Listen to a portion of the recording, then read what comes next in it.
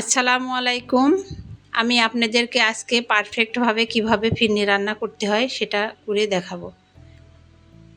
আমি 4 কাপের 1 কাপ চাল নিয়ে নিয়েছি। এবার চালটা ধুয়ে হাফ ডেকচি পানিতে আমি চাপিয়ে দিয়েছি। এর ভিতরে আমি 2-3টা তেজপাতা দিয়ে দেব, 3টা সাদা এলাচ, 3-4 টুকরা দারুচিনি দিয়ে আমি চালটা ফুটিয়ে নিয়েছি।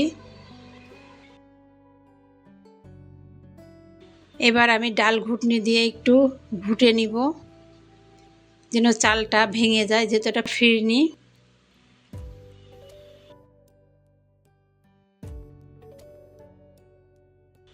এক লিটার দুধ আমি জ্বালিয়ে আগেতে রেখে দিয়েছিলাম, হাফ লিটার বানিয়ে।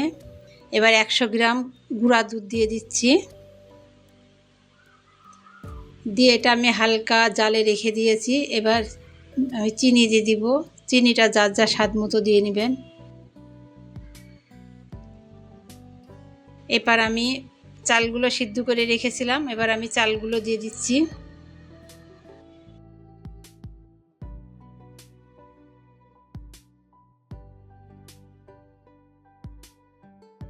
দিয়ে এবার আমি নাড়তে থাকবো এটা ঘন করে নেওয়ার জন্য।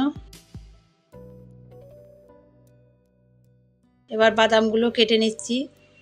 এখানে আমি 4 রকমের বাদাম নিয়েছি: কাজু বাদাম, কাঠবাদাম, চীনা বাদাম, পেস্তা বাদাম, কিশমিশ।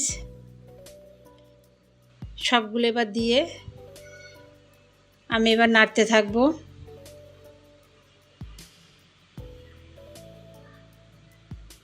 ঘন হওয়া পর্যন্ত আমি এবার নেড়ে যাব এটা।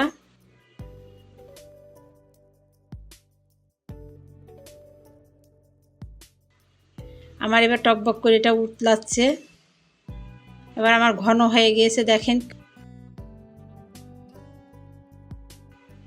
এবার আমি নামিয়ে পরিবেশন করে দিচ্ছি।